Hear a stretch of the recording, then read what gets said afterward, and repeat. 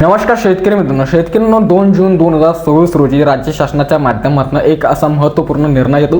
त्याच्यामध्ये पुण्यश्लोक अहिल्यादेवी ही कर्जमाफी योजना जाहीर करण्यात आली आणि त्याच्यातून शेतकऱ्यांना विविध लाभ देण्यात येते।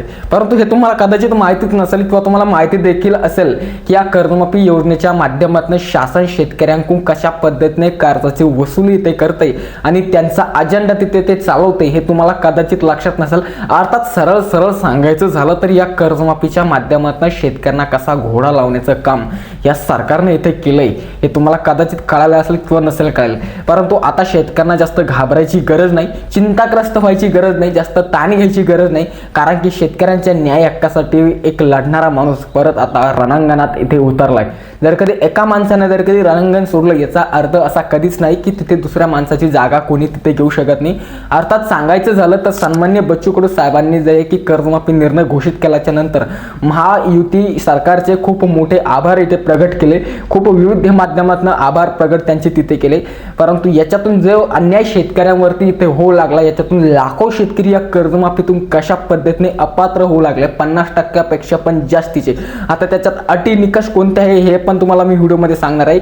यदा कदाचित तुम्हाला माहिती असेल की 2019 अंतर्गत OTS आणि इतर विविध जे शॉर्टकट मध्ये तुम्हाला मी आता सांगू लागले, व्हिडिओमध्ये पूर्ण एक्सप्लेन करून इथे मी तुम्हाला सर्व माहिती ते सांगणार आहे। आणि याच्यासाठी हे जे आहे की अन्याय न होऊ देण्यासाठी आणि सरसकट शेतकऱ्यांना कर्जमाफी देण्यासाठी ह्या न्याय हक्कासाठी भांडणारा माणूस आता रणांगणात आज दिनांक 12 जून 2026 पासून इथे उतरू लागला। आणि अन्नत्याग आंदोलन जे आहे की देवस्थान पंढरपूर सोलापूर येथे हे माणूस करू लागला। ते म्हणजे राष्ट्रवादी शरदचंद्र पक्षाचे ज्येष्ठ नेते आणि अजितदादा पवार यांचा वारसा धरून चालणारा एक माणूस म्हणजे ते म्हणजे आमदार रोहितदादा पवार यांनी जे आहे की एक खूप मोठी घोषणा इथे केलेली आहे। मित्रांनो, अन्नत्याग उपोषणाची घोषणा केलेली, त्यांच्या प्रमुख मागण्या काय ते काय सर्व काही समजून घेऊया। आणि जर कधी शासनाने त्यांच्या मागण्या इथे मान्य केल्या आणि त्या मागण्यांना पूर्ण केलं तर नक्कीच शेतकऱ्यांवरती जो अन्याय इथे होऊ लागलाय तो यदा कदाचित तिथे कधीच होणार नाही। मित्रांनो, तर व्हिडिओला नक्की शेवटपर्यंत पूर्ण बघा आणि इतर शेतकऱ्यांपर्यंत देखील हा व्हिडिओ नक्की तिथे शेअर करा, जेणेकरून त्यांच्यापर्यंत देखील ही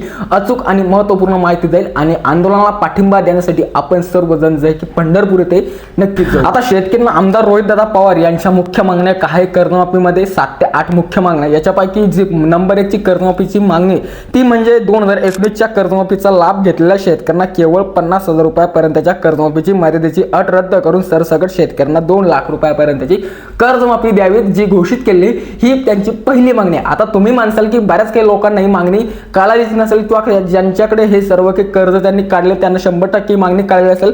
ज्यावेळेस तुम्ही 2019 ची जी काही महात्मा ज्योतिराव फुले कर्जमुक्ती योजना जे आहे की ठाकरे सरकार यांच्या माध्यमातून जाहीर करण्यात आली होती, त्याच्या अंतर्गत तुम्ही लाभ घेतलेला होता आणि त्या लाभाच्या नंतर तुम्हाला जे आहे की या कर्जमाफीचा लाभ आता ह्या 2026च्या पुण्यश्लोक अहिल्यादेवी होळकर या कर्जमाफीतून इथे मिळणार आहे। सपोज एक्झाम्पल घ्यायचं म्हटलं तर मी 2 लाख रुपयापर्यंतचं कर्ज मला 2019 मध्ये त्याची माफी मिळाली, तर मला आता ह्या कर्जमाफीचा लाभ इथे मिळणार नाही। मिळणार तो फक्त किती 50,000 रुपयाचा। आणि त्याच्यासाठी यांनी कोणता समझोता आणलाय? ऑल टाइम सेटलमेंट OTS चा समझोता आणलाय, म्हणजे दीर्घकाळ समझोता हे पुढे आणले। आता शेतकरी ही जी मुख्य मागणी तर त्यांचं म्हणणं पडलं की ही अट इथे रद्द करून टाका आणि 2019च्या देखील पात्र बसलेल्या शेतकऱ्यांना आताच्या कर्जमाफीत देखील लाभ द्या आणि 2 लाख रुपयापर्यंतच्या सरसकट कर्जमाफीचा लाभ त्यांना द्या, अशी ही त्यांची खूप मोठी पहिली मेन मागणी आहे। आता याच्यामध्ये दुसरी जी महत्त्वाची मागणी ती खूप महत्त्वाची मागणी ती म्हणजे एक वेळेस समझोता अर्थात OTS ऑल टाइम सेटलमेंट्स। तर 2019च्या कर्जमाफीचा लाभ घेतलेल्या शेतकऱ्यांना 50,000 रुपयापर्यंतच्या कर्जमाफीच्या मर्यादेची अट रद्द करून सर्व शेतकऱ्यांना 2 लाख रुपयापर्यंतच्या सरसकट कर्जमाफीचा लाभ द्यावा। अर्थात तुम्हाला पहिली जी मागणी आणि दुसरी जी मागणी ही सिमिलर आहे, सारखीच आहे, फक्त याच्यामध्ये OTS चा समझोता आला। OTS काय आहे की जर कधी शेतकरी मित्रांनो तुमच्याकडे 2 लाख रुपयापर्यंतचं किंवा 2 लाखावरील कर्ज आहे आणि तुम्ही 2019 अंतर्गत महात्मा ज्योतिराव फुले या कर्जमाफीत पात्र बसलेले होते, तर याच्या अंतर्गत तुम्हाला जे आहे की फक्त 50,000 रुपयाच्या कर्जमाफीचा म्हणजे लाभ इथे मिळणार आहे। आणि जे 50,000 रुपयावरील कर्ज आहे जे म्हणजे 1.5 लाख रुपये तर स्वतः भरावं लागणार आहे आणि याच्यासाठी शासनाने जे की एक वेळेस समझोता ही योजना लागू इथे केली ती म्हणजे ऑल टाइम सेटलमेंट म्हणजे मार्च 31 मार्च 2027 पर्यंत तुम्हाला हे कर्ज भरण्याची अवधी दिली। म्हणून सुरुवातीला तुम्हाला सांगितलं की ही कर्जमाफी नाही बल्कि शेतकऱ्यांकडून कर्ज वसुले 50,000 रुपयाचं कर्जमाफी द्यायची आणि 1.5 लाख रुपये किंवा 1.5 लाखावरील कर्जाची जे आहे की शेतकऱ्यांकडून भरणी करून घ्यायची आणि कर्ज त्यांच्याकडून रिटर्न घेऊन घ्यायचं। तर म्हणून म्हणलं हे कर्ज वसुली आहे, कर्जाची कशा पद्धतीने वसूल याच्या माध्यमातून करू लागले। तर याच्यासाठी ही दुसरी मागणी की ओटीएस सेटलमेंट सर्व काढून टाका आणि 2 लाख रुपयापर्यंतची सरसकट कर्जमाफी शेतकऱ्यांना द्यावी। आता जी पुढील मागणी शेतकऱ्यांवर तिसरी मागणी ती देखील खूप महत्त्वाची मागणी ते ठरणार आहे, ती म्हणजे 2 लाखाहून अधिक थकबाकी असलेल्या शेतकऱ्यांना 2 लाखावरील रक्कम आधी भरण्याची अट न टाकता सरकारने सरसकट 2 लाख रुपयापर्यंतची कर्जमाफी करावी। तर मित्रांनो या तिसऱ्या ज्या मागणीचा जे मेन उद्देश आहे किंवा याचा जो अर्थ आहे याच्यातून काय समजून येतं की 2 लाखावरील जर कधी तुमच्याकडे कर्ज असेल 2 लाखाच्या वरील 2,70,000 2,50,000 2.5 लाख असं जे कर्ज असेल तर यांनी काय सांगितलं वरील कर्ज आधी भरा आणि नंतर या 2 लाख रुपयापर्यंतच्या कर्जमाफीचा लाभ थकीत शेतकऱ्यांनी घ्यावा। तर ही देखील अट रद्द करून टाका आणि 2 लाख रुपयापर्यंतची सरसकट कर्जमाफीचा सातबारा तिथे त्यांचा माफ करा, म्हणजे कोणतंच कर्ज शेतकऱ्यांना भरण्या लागला नाही पाहिजेत अशी यांची तिसरी मेन आणि मुख्य मागणी शेतकरी म्हणून। म्हणजे ज्या तिन्ही मागण्या ज्या आहेत तर तिन्ही मागण्या खूप महत्त्वाच्या आहे, कारण की शासन या तिन्ही मागण्यांच्या माध्यमातून या तिन्ही मागण्यांच्या अटींच्या माध्यमातून फक्त शेतकऱ्यांकडून कर्ज वसुलीचं काम इथे करू लागले कर्जमाफीच्या नावावरती। आता जी पुढची कर्जमाफीची जी महत्त्वाची मागणी आहे ती म्हणजे 2017च्या कर्जमाफीसाठी पात्र असूनही केवळ कागदपत्राअभावी 2017च्या कर्जमाफीचा लाभ रखडलेल्या 6,56,000 शेतकऱ्यांना तत्काळ कर्जमाफी देण्यात यावी। हालाकी याच्या संदर्भात शासनाने आता परत एक महत्त्वाचा निर्णय घेतला, त्यांच्यासाठी 14,000 कोटी रुपयाच्या कर्जमाफीच्या निधीची तरतूदही करण्यात आली। तर ही मागणी आपण आता याला एक कागदपत्री मागणीच इथे ठरू शकतो।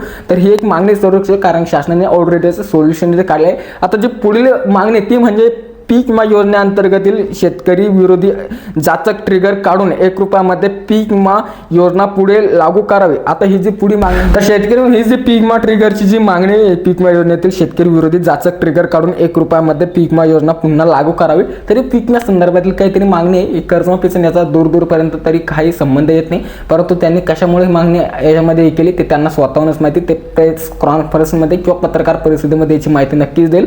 आता ती शेवटची मागणी ती खूप इम्पॉर्टंट आणि महत्त्वपूर्ण शेतकऱ्यांसाठी ज्या शेतकऱ्यांना पैशाची खूप गरज भासत असते ती म्हणजे पेरणीपूर्व कर्ज खात्याचे पुनर्गठन करून शेतकऱ्यांच्या खात्यामध्ये रक्कम टाकावी, जेणेकरून त्यांना पेरणीसाठी त्या रकमेची आवश्यकता उपयोगी येते पडेल। अर्थात जे की पेरणीपूर्व तुमच्या खात्याचे पुनर्गठन करून तुमच्या खात्यामध्ये परत पैसे टाकण्यात यावे कर्ज माफ करून, आणि जेणेकरून तुम्ही ते पैसे घेऊन पेरणीसाठी ते पैसे तुम्हाला उपयुक्त बनेल। तर ही शेवटची मागणी आणि पहिल्या 3 ते 4 मागण्या खूप इम्पॉर्टंट इथे शेतकरी तर मी तुम्ही एवढं सर्व असून देखील सन्मान्य बच्चू कडू साहेबांनी जे की यांचे आभार प्रगट इथे केले, तर हे खूपच मोठं दुर्दैव आपण याला म्हणू शकतो। परंतु याचा अर्थ असा कधीच नाही की एखाद्या नेत्याने रणांगण सोडलं आणि ह्या भ्रष्ट नेत्यांसोबत त्यांची साथ त्यांची धरली आणि त्यांच्या विरोधात दुसरा बोलणारा कोणी राहणार नाही असं कधीच होत नाही। आता लेटेस्ट मध्ये रविराज साबळे यांचं देखील आयडी इंस्टाग्रामवरून केली, तर याचा अर्थ असा नाही की ते त्यांचं बोलणं तिथे थांबेल।